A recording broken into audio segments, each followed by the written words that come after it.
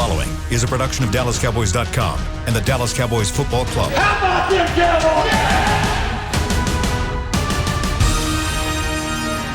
This is the Players Lounge, broadcasting live from Dallas Cowboys World Headquarters at the Star. Now your hosts, Barry Church, Danny McCray, and Newy Scruggs.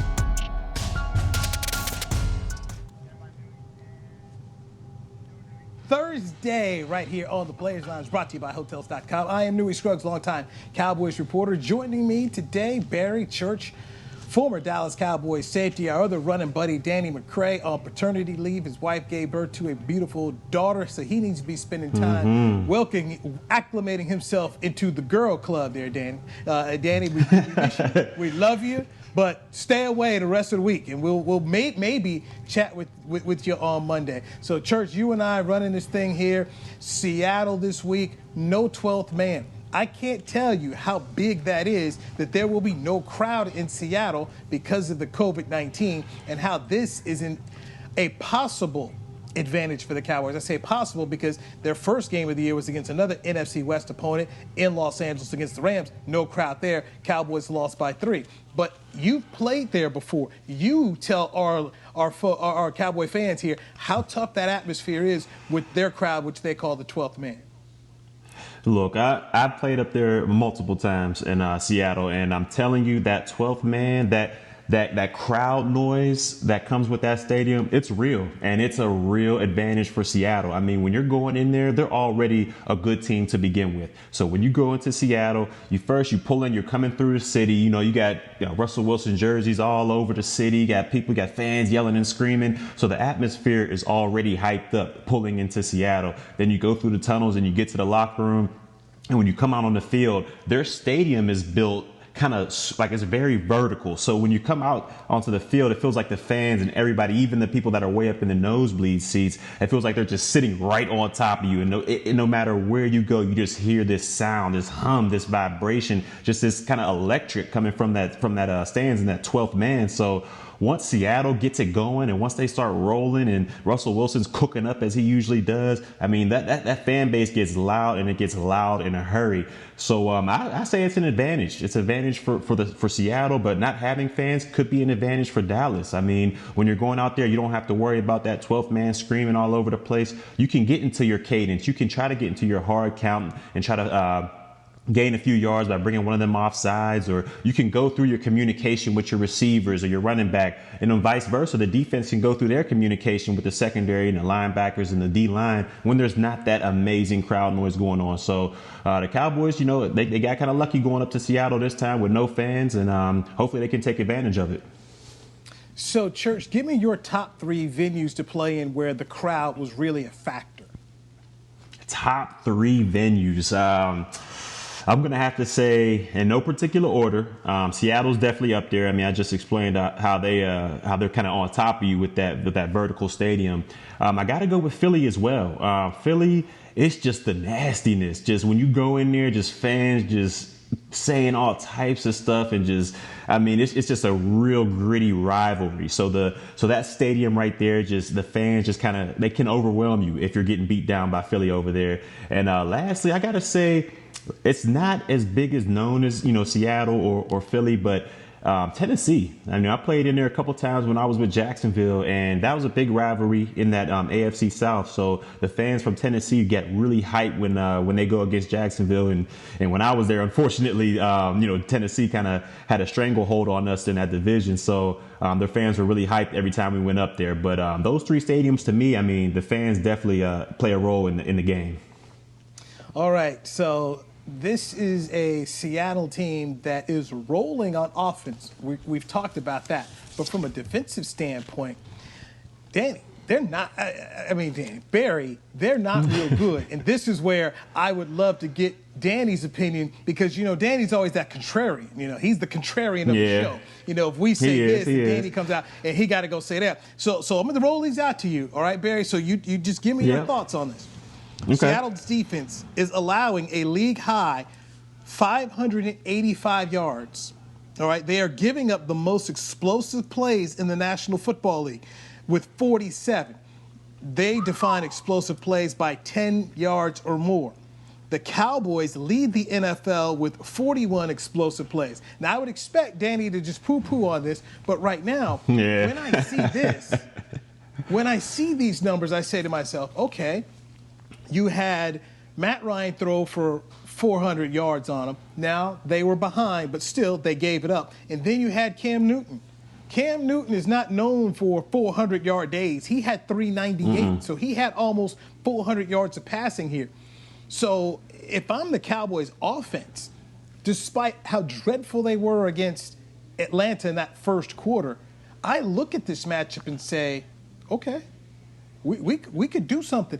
If we don't shoot ourselves in the foot, they can put up points on this group. Yeah, I mean, like Danny would say, he would poo-poo all over that, talking about garbage yards and all different types of stuff. But yeah. I agree with you. I agree with you, Newy. I mean, this defense can be taken advantage of. We've seen what the Atlanta Falcons were able to do in that Week 1 matchup.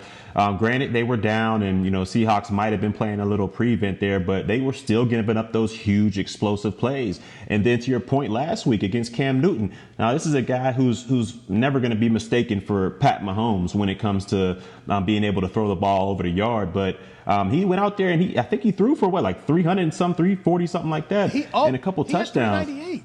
He had 398. Exactly. Yeah. 398 against this Seattle defense, who we all know they're not the Legion of Boom, but we didn't think they were going to come into the season like this. And Cam Newton was able to pick them apart. I mean, and it's not like, Cam Newton's out there with Randy Moss, Jerry Rice, and somebody else at the slot. He went out there with, I think, Demarius Byrd, N'Keal Harry, beat up Julian Edelman. And, he had a couple guys at tight end, but he was able to go out there and throw for almost 400 yards. So with that, with that skill set and with that group of receivers that he had, and he was able to do that, I can only imagine, the ceiling for Dak Prescott and these boys has got to be high. Because in my opinion, Dak Prescott is a much better thrower of the football than Cam Newton. So, and he has a much better core of receivers with, Michael Gallup, Cooper, and then you got the young rookie over there, CeeDee Lamb. So I think the weapons for Dak Prescott are way better than Cam Newton had, and he was able to do that. So I don't see why this offense can't produce high numbers against this defense if that offensive line is able to hold up against Seattle's. I, like many people in the media, you spend so much time covering the team you're covering. You focus on them that you don't really look wide across the league and look at what everyone else has and get that wide view. So when I started looking at the game notes and looking into the numbers here, Church, I'm sitting here myself saying, wait a minute, okay, this Cowboys offense better than I'm thinking. And also this Seattle defense, while they're 2-0, they definitely have some warts here. Here's some more Seattle numbers, 6.8 yards. The Seattle D is giving up 6.8 yards per attempt on first down. That's 27th in the NFL. And on the flip side, the Cowboy offense is averaging 6.6 yards on first down, 7th in the NFL. We spoke about trying to make sure you gain time of possession, and we talked about running Ezekiel Elliott. If the Cowboys can win first down, that's your better opportunity to convert third downs and also move the football and keep your defense off the field. So knowing that this is the kind of yardage they're giving up on first down, 6.8, Barry, if you're a coordinator, do you attack them more with the run or the pass? How do you go about trying to, get these yards on first down?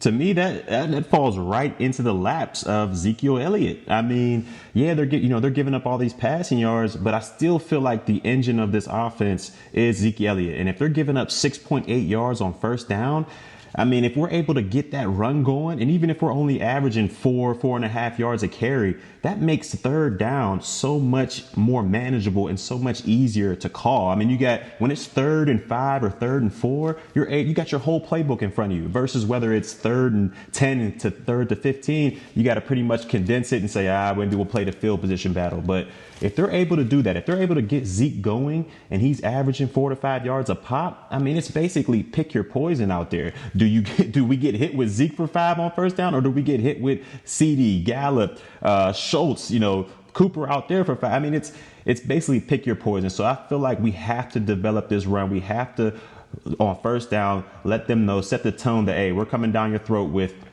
Ezekiel Elliott. And then after that, we should be able to pick our poison. But to me, it all starts with the run game. I'm going to stay with the run game, but I'm going to switch it a little bit more and say, if they're giving up that kind of yardage, what about some screen passes to Zeke? I mean, I'm thinking to myself, all right, yeah, I can run it, but also mix in some. I mean, I don't think that Jason Garrett got enough out of Ezekiel Elliott the pass game during his tenure. I would love to see them do that. Seattle did that with Chris Carson, especially in the Atlanta game. He ended up with two touchdowns. But I just think that this is a real good opportunity. Try to spread the Seahawks defense out, okay? Spread their defense out, and let's figure out a way, get Zeke the ball. And if you're running some wide, receive some running back screens and some bubbles, get this guy out here. And also, we know they got some good linebackers in Bobby Wagner and KJ Wright, but test them. Test these guys. Put Zeke out here on the wheel route. Let's see if they can sit up here and go with him. I mean, look, KJ, right? Good. Bobby, one of the, if you talk about a guy putting together a Hall of Fame resume, fine. But he's phenomenal. Let me test my guy against your guy, because I got a feeling Ezekiel Elliott is going to be able to win his fair share of battles here. I really would love to see them get Zeke involved in that passing game on first down and also mixing in some runs, but they got to vary it here. You know, you can't just do the same old thing against that Seattle defense. They'll clue in on that. So that's what I'm thinking, and I'm hoping that you see some of that on first downs here for the Cowboys. Yeah, you can't go out there and just basically telegraph everything you're about to do. I think you have a good point in there by saying, you mix up a little bit of the bubble screens, you mix up a little bit of screens with Ezekiel Elliott, because that's a great formula to have, and I feel like that's what the formula we had back in 2014 when we went against those guys. And also, I think that's the formula they had when they won that playoff game. I believe it was 2017 or maybe 18 when the Cowboys played Seattle in the wild card and had won that playoff game. That was a similar formula they had. They ran the ball well. They were able to get the ball to multiple receivers. And then they had a lateral game as well. They weren't all just throwing shots down the middle of the field in big time vertical passing game. They had some lateral game to them, and it kind of kept that Seattle defense off balance. It's similar to what the Rams did to us in the first game. I mean, they kept us off balance. They threw bubble screens. They threw quick hitters and three-step drops, and it kept us extremely off balance, and it didn't let us use our aggressiveness against them. So I agree with you. I think we need to keep them off balance, and I think our best bet is with the run and also trickling some plays here and there to keep them off balance. But we got to do whatever we can keep this defense off the field.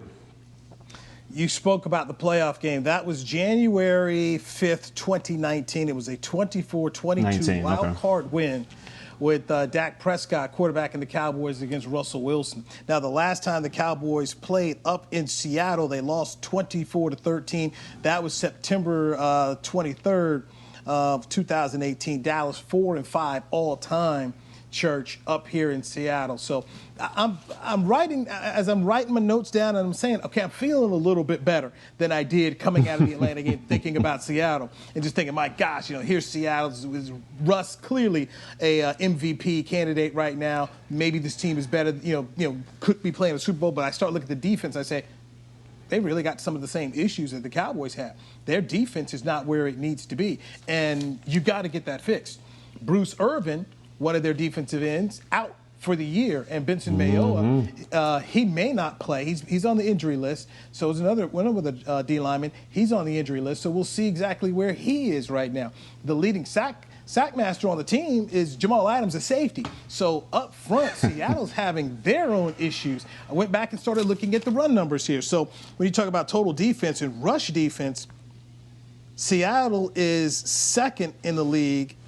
But when it comes to pass defense, they're dead last at 32, giving up 415 yards in the air. So I'm feeling better, and I think Cowboy fans should feel a little bit better.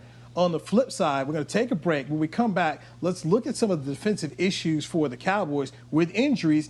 And Mike McCarthy said something today about the Cowboy defense, which surprised me, and a little bit of pushback from Cowboy defenders and what Mike Nolan is doing right now after 2 games. Got a lot to dive into on the Players Lounge, brought to you by Hotels.com. I'm Newy Scruggs. He's Barry Church. This is DallasCowboys.com radio. Hey there, Cowboys fans. With Tide Cleaners at-home pickup and delivery, cleaning your clothes has never been more convenient. Simply sign up at your local store, set out your dirty clothes, and one of our Tide Cleaners professionals will come directly to your home for a totally contactless experience. Your clean garments will be returned promptly the next scheduled delivery day, so skip the errand and enjoy life, not laundry. Visit TideCleaners.com or your local store to sign up for Tide Cleaners at-home pickup and delivery today. I'm Jay Novacek, former tight end for the Dallas Cowboys. Back in the day, I was the guy who always got the tough yards, and that's why I run with John Deere today. In fact, I have a John Deere 3025E tractor that can handle any yard work I need to do, even the tough yards way out back. So if you have 1 acre or 1,000, John Deere has the equipment that's just right for you. Visit a John Deere dealer today and run with us. We are the official tractor provider of your Dallas Cowboys. We're back with a tasty treat that's sweeping airwaves and taste buds. It's new Dr. Pepper and Cream Soda. Let's take a listen. Dr. Pepper and Cream Soda's here. A new combo that's music to my ears, okay? Let's play. Cream Soda and Dr. Pepper time.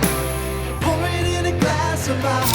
Ah, music to my ears and mouth. New Dr. Pepper and Cream Soda. A delicious duet. Essilor is a proud sponsor of the Dallas Cowboys, helping fans see more and do more with our best vision solutions. Our lens technologies reveal a world more beautiful than you can imagine. For a limited time, get the Essilor Next Gen offer. When you buy the latest generation of Transitions lenses with select Essilor lenses, you can choose a second pair of clear lenses for free with qualifying frame purchases. Restrictions apply. Find a participating eye care professional by visiting EssilorUSA.com. Essilor. See more, do more. Back to the Players Lounge. All right, coming to see the Cowboys game next weekend. Make sure you know before you go, wear a mask, keep distance, and be prepared for cashless transactions. Please be aware of all safe stadium policies prior to arriving at AT&T Stadium. Visit DallasCowboys.com/safe stadium for details. You're in the Players Lounge, brought to you by Hotels.com. I'm Newy Scruggs, longtime Cowboys reporter, joined by former Dallas Cowboys safety Barry Church. We are in our SWBC Mortgage virtual home studios. Our other running buddy, Danny McCray, is out. Danny's wife had a beautiful baby this week, so they are enjoying their first child and making all those new adaptations to life, because life will never be the same, as you well know, Barry Church. The Girl Dub Club as well, the Girl Dad Club as well. It's just different. You know, they're gonna go home, and they're bringing someone in. You know, this is different. Mm-hmm. They're bringing someone in the house. Let me ask this question. Did you have a dog when you brought home your first baby? Did you have a dog? Oh yeah, we had a chocolate lab named Coco when we had brought our kid back. How did Coco adapt to the baby?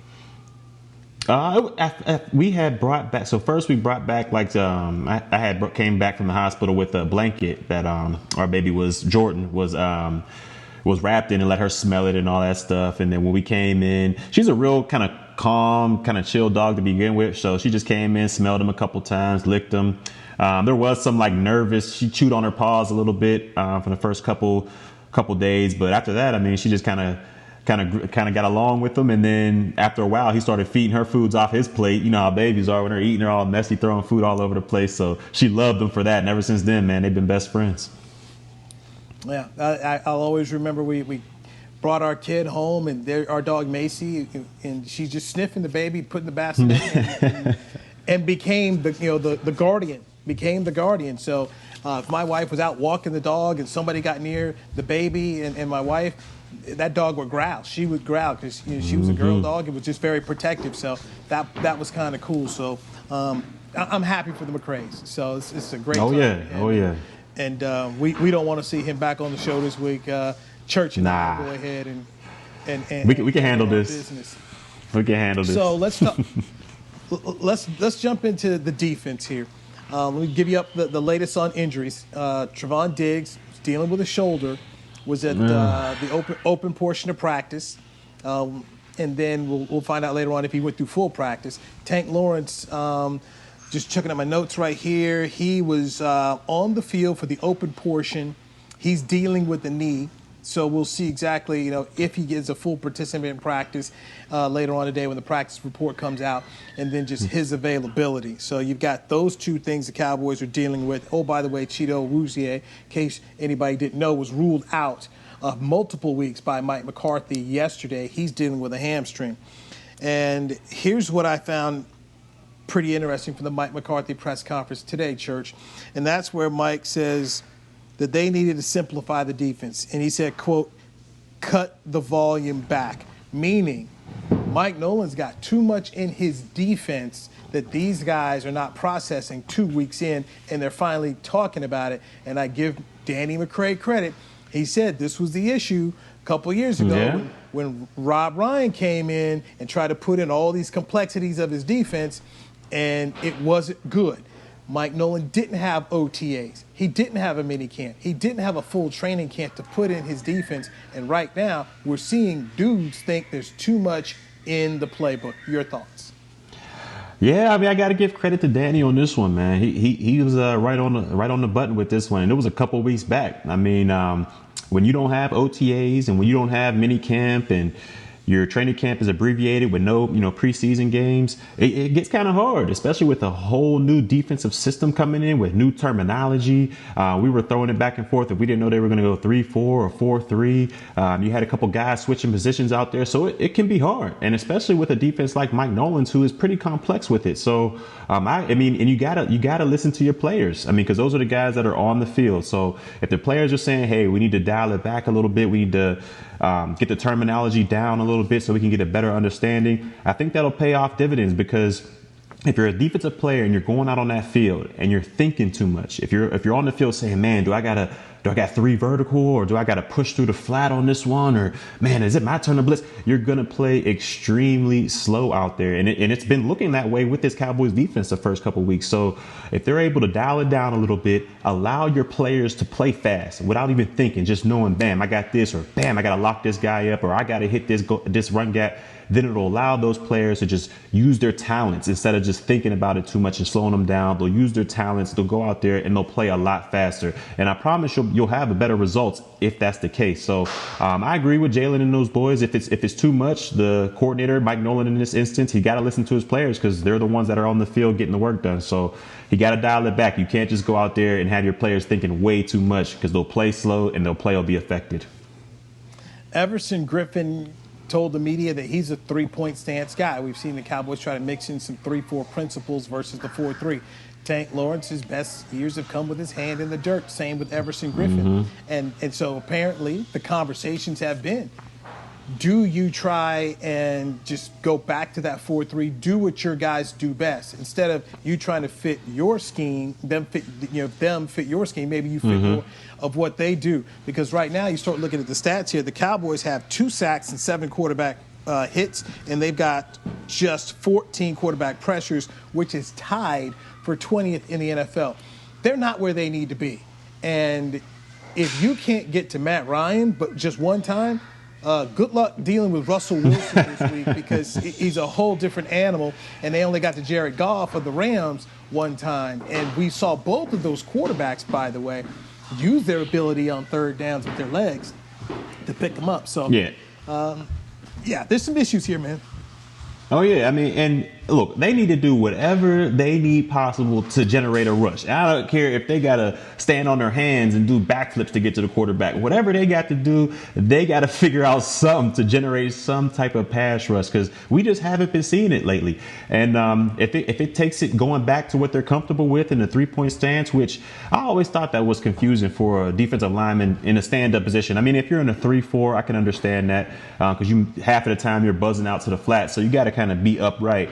But if you're in a 4-3 and you're a defensive end, hand in the dirt, man, because you're starting off low. Your get off is already low, and that gives you an advantage over the offensive lineman. So if they got to do that to get that, whatever they need to do to get back to getting that pass rush going, they have to get it done. If that's 3-point stance, then let it be 3-point stance. Whatever they're comfortable with, to just get after the quarterback, man. That's the only thing I need this defensive line to do.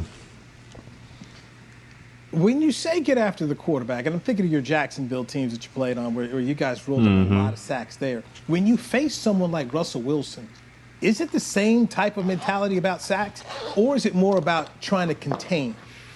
Because you know he can use his legs as such a weapon. How do you view sacks when you face a guy like this? Oh, without a doubt, it's going to be contained. He's not like a statue back there. He's not a Tom Brady or Peyton Manning or Ben Roethlisberger, the guys that are just kind of statue guys back there. This guy can move, and he can move the pocket. And if you're going out there thinking, oh, I can take this inside release, give up contain because I'll be able to chase him down, that's called hero ball, and that'll get you beat. So if you're a defensive lineman in this situation, I know I say get after the quarterback, but you got to do it smartly. If you're a defensive end and you have contained, get as much pass rush as you can while still keeping that leverage outside. Because once he gets outside, once he uses that patented spin out technique that he uses and gets out of the pocket, all bets are off then. I mean, the way this offense works with Lockett, with Metcalf, they can go deep shots it's just, you just can't do it. So you have to keep this guy contained, make him play from the pocket. I know he can do that. He's a good enough quarterback to be able to play from the pocket, but if you condense that pocket, do not give him run lanes, I think you'll have a better shot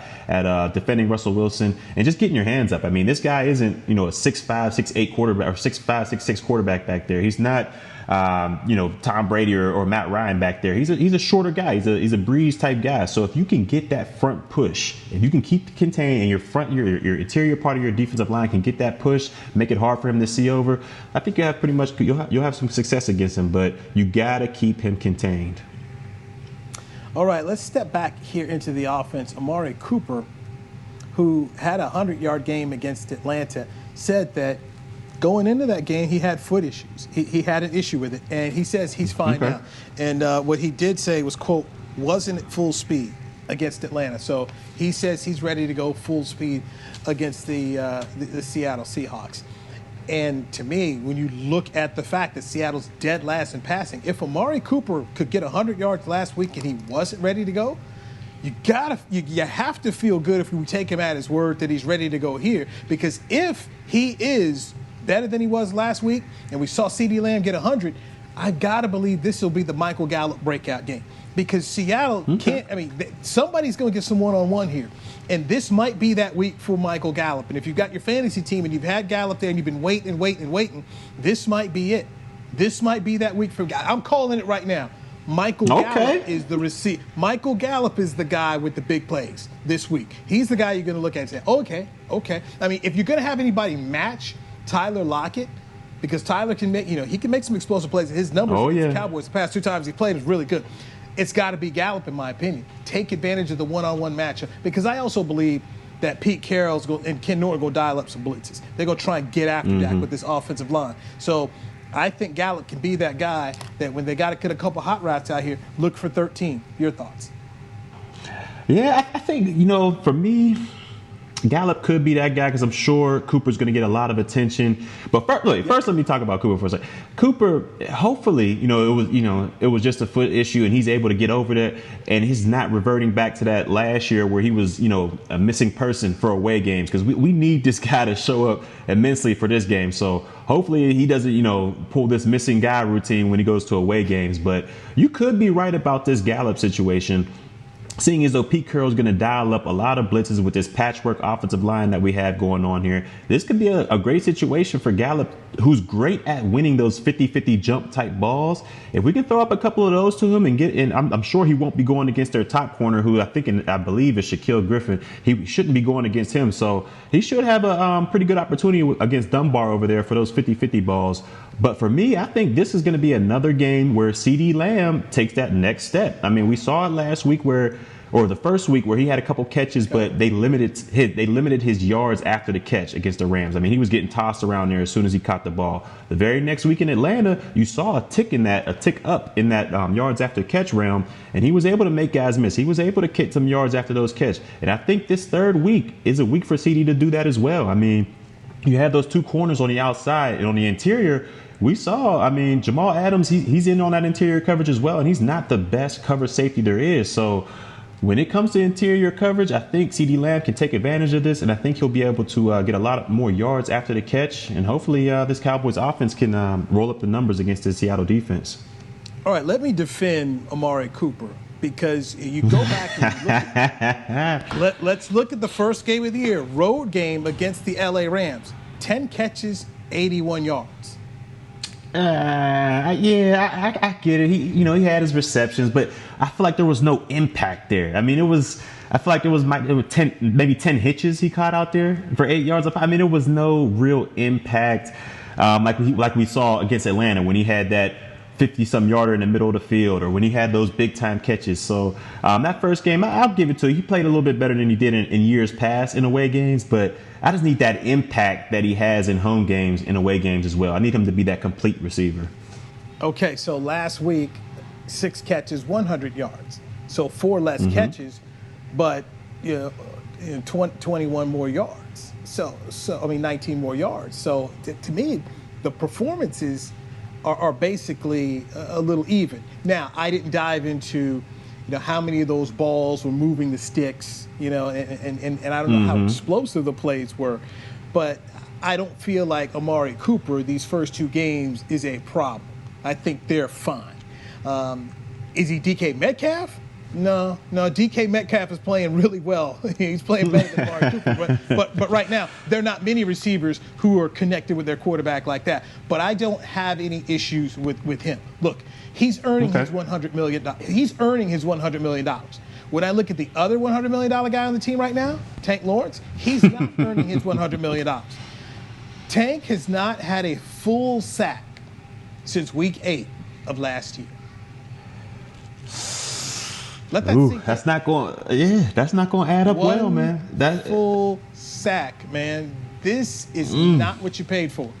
When you accept that bag, and this is where Danny's not around here, because Danny always wanted to argue with me about this. When you take the bag, I need you to put up the numbers.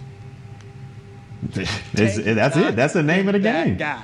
Right. Tank's not been that guy. I mean, Aaron Donald asked for the bag. They gave Aaron Donald the bag. And what we see week 1, and look what he did. He was throwing Zeke into Dak. He was throwing Zach Martin all over the place. He was that guy creating pressure. And like I said a couple weeks ago, for this defense to be the defense we think it's going to be, it's going to have to rely on that front and that defensive line. And we can't have, as much as I like what Aldon Smith has been doing these first couple weeks, if this defense wants to be the top-notch defense it can be, we can't have Aldon Smith being its premium pass rusher. We can't have that being the top pass rusher. We need DeMarcus Lawrence, the $21 million man. We need this guy to generate some pass rush, whether it's, quarterback hurries, quarterback hits, splash plays. We need something from him in order for this defense to reach the heights it needs to. At the end of the day, when you take that kind of money, you the steak. Aldon Smith is the mac and cheese. The mac and cheese can't be the overpowered part of the dinner. You want the steak to be the main attraction. And that's what Tank has to do. Your best players have to show up. And the Cowboys need him to do it. I know he's dealing with a knee injury. I don't even know if he'll play yet. I mean, that's still to be determined. Babe Laufenberg was watching the film. Babe Laufenberg of the Cowboys Radio Network said the Tank was out there on one leg and probably should have been pulled. So I don't know the extent of the knee injury and if he's even going to be there. But if he's not there and you have to go with Everson Griffin and Aldon Smith, fine, so be it. But the message of what I'm saying in terms of Tank needing to deliver more, I said it all summer long, and I'm going to keep saying it because it's fair. And I go back to Amari Cooper. You sat up there and you were like, well, nah, man, he's earning his part. He's doing his part, okay? Especially when you think about the offensive line problems. He's doing his part. You take this bag, I need you to do your part. Ezekiel Elliott, all right, became the highest paid running back in the league last year. Has been surpassed, but he's doing his part. So when you want this cash, I need you to perform. Dak Prescott's earning $31.4 million this year. Through 2 games, Dak Prescott's doing his part. So when we're going down the list and we're looking at guys, we need to also look at number 90, Tank Lawrence, because if the team is going to go where we want it to go, they need him there to do it. Got to take another break here. Want to dive into Dak Prescott versus Russell Wilson. How do quarterbacks view matchups, even though they're facing the defenses, but how do they view going up against another guy? I want to get Church's thoughts on this because he was a safety and he dealt against those quarterbacks and dealt with these guys and just their emotional feelings as they go up and face the other top players. We'll do that next right here on the Players Lounge, brought to you by Hotels.com. Since 1865, Stetson hats are American-made with pride right here in Texas. And Stetson is proud to be on the field with America's team. Want to show your Texas and team pride too? You can. By purchasing your own Stetson, you can look just like how the flag guys do on field at every home game. Stetson hats, the official crown of all self-respecting Cowboys, and your favorite football team. Get yours today at shop.dallascowboys.com or at stetson.com. Your new apartment's big. Such a great deal. It's okay. Just okay? What's not to... Right above the subway! Well, I bet you don't even notice it after the... That's my neighbor, Angus. A deal that's just okay is not okay. Get a great deal with America's Best Network. Come into an AT&T store to find out how to get one of our popular smartphones for $0 down, based on GWS One score September 2019. To Dallas's frontline responders, thank you. To show its gratitude, Tide is offering free laundry services in Dallas to the families of frontline responders. Simply bring your laundry and your identification to Tide Cleaners, and they will wash it within 2 days. One thing less for you to worry about. While you take care of us all, Tide will take care of the laundry for the families of frontline responders. To learn more and find a location near you, visit hope.tidecleaners.com. Essilor is a proud sponsor of the Dallas Cowboys, helping fans see more and do more with our best vision solutions. Our lens technologies reveal a world more beautiful than you can imagine. For a limited time, get the Essilor Next Gen offer. When you buy the latest generation of Transitions lenses with select Essilor lenses, you can choose a second pair of clear lenses for free with qualifying frame purchases. Restrictions apply. Find a participating eye care professional by visiting EssilorUSA.com. Essilor. See more, do more. Back to the Players Lounge. Cowboys single game tickets versus Cleveland. Get your tickets now to see the Cowboys take on the Cleveland Browns when they return to AT&T Stadium on Sunday, October 4th. A limited number of tickets are on sale now. Get yours at dallascowboys.com/tickets. All right, I'm Newy Scruggs, longtime Cowboys reporter, joined by Barry Church, longtime former Cowboys safety with the team for a number of years before he got that huge contract going down to Jacksonville. Blame Barry Church, because you must. Hey, it's all about the ducats, man. While you can, exactly. You must. You get paid while you can, because I was looking at our friend Byron Jones, who left to become the highest paid cornerback in NFL history with Miami. I think that lasted about 2 weeks before Darius Slay got paid. But he was hurt yesterday. He got hurt not yesterday. He got hurt in the Dolphins' last game and ended up leaving the field. I haven't checked to see what his status is, but to me, when I saw that, I said, man, that's why you go and get what you can now, because in this game, injuries are going to happen. There's a 100% casualty rate in the NFL. Sooner or later, you are going to get hurt. So you got to take the advantage of these opportunities while you can. I know Bill Belichick for years has made his living off getting guys to take less pay, but no. When your time comes to ring that bell for the dollars, go ring that bell and get your dollars. Take it and run. Take it and run. Because we know in the NFL, when the team is done with you, they'll cut you. Oh, without a question. All day long, they cut you, man. So without a second thought, they'll say, hey, he had 10 less tackles than he had the year before. He's over the age of 30. It's time to go. That's why you gotta get your money as soon as you can. I don't care what anybody tells you. Talk about take less so the other team can get more players. Man, look, them other players ain't paying your rent once you get out of the league, or they ain't paying your bills. So get all the money you can, get all the ducats you can, and don't look back.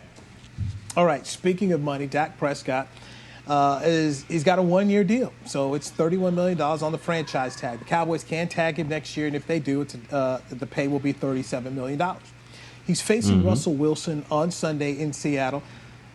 People don't talk about this enough, in my opinion, but when the Cowboys went up against Seattle in the wild card game, Dak Prescott got his first and only victory as an NFL player against Russ and the Seahawks. It was a 24-22 game back in January 2019.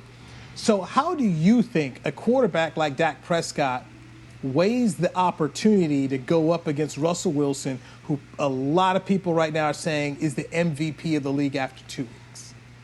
I mean, without a question in my mind, he's going to treat it like any other player would against the opposing team's position that has the same as his. I mean, he's going to take it personally. I mean, all those matchups you think, Tom Brady versus Peyton Manning, Brett Favre versus Steve Young, you think all those matchups, they didn't really mean anything personally to them? I think otherwise. I think Dak Prescott's looking at this game like, hey, if I can go out there and outperform, Russell Wilson, people start clamoring me as, hey, maybe I got that MVP nod coming my way. So for me personally, I'm always looking at the other safeties. I'm always looking when I had to play against Seattle. Let me try if I can outperform Cam Chancellor or Earl Thomas, or if I'm playing against somebody else who has a high price safety. Let me see if he's all that. Let me see if I can outplay him. So I guarantee you, quarterback position is no different. They go out there and they compare numbers to each other. They sit there and say, oh, this guy threw 30 touchdowns this year. I threw 31. I must be better. So I, without a question, think the quarterback position is no different from any other position. They're always comparing themselves to the opposing team's position. So I think Dak takes his personal, and I think he's going to get after Russell on this one. Players Lounge brought to you by Hotels.com. Let me ask this question. Your former team, the Jaguars, are playing tonight on Thursday Night Football against the Miami Dolphins. DJ Chark is out for this football game with a chest injury, killing my fantasy team. So who wins this game tonight? Look, I'm going to be honest, man. I think Jacksonville pulls this one out. After watching their first two games, Gardner Minshew, they got something to him back there. I mean, we all know, early in the season, everybody was saying how they're tanking. They got rid of a lot of their players, and then they got rid of Fournette, and, we're tanking to get Trevor Lawrence. But I mean, I got to give kudos to Minshew down there. I mean, he's sitting there saying, he's been saying since the beginning of the season, like, no, we're not, we're not tanking. We're not giving anything up. We still believe in this season, and we still believe in what we got.